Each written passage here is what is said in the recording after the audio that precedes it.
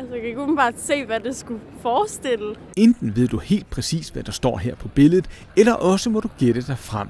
Det hele afhænger af, om du er farveblind eller ej.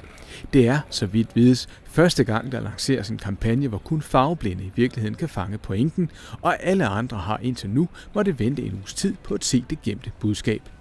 Jeg synes faktisk, at det er meget fedt, at der er nogen, der tør at gå ud og lave en markedsføringskampagne, hvor man henvender sig specifikt til farveblinde. Mikkel Mortensen er blandt de 10% af mænd og den halve procent af kvinder, der er farveblinde i Danmark. Og det er helt usædvanligt kun disse mennesker, som det globale brand, der står bag kampagnen, henvender sig til. Der står live. Det er vist nok en kampagne for Coca-Cola.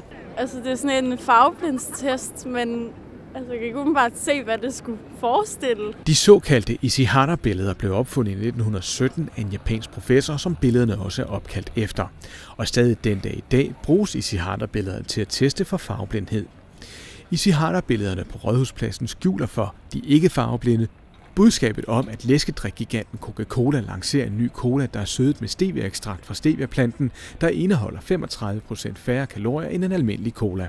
Den utraditionelle kampagne tages godt imod af eksperter i reklamebranchen. Jamen, jeg synes egentlig, at den er ret fin og ret god. Det er en fin måde at sætte fokus på en sag. Den er sat i verden for at skabe opmærksomhed, og den er sat i verden for at få folk til at undres og tease det her nye produkt, som så bliver afsløret på en eller anden måde inde bag de her prikker. Coca-Colas familieforøgelse med den grønne variant afsløres ud over i denne video først ved lanceringen nu, fordi ikke farveblinde som pænt har måttet vente.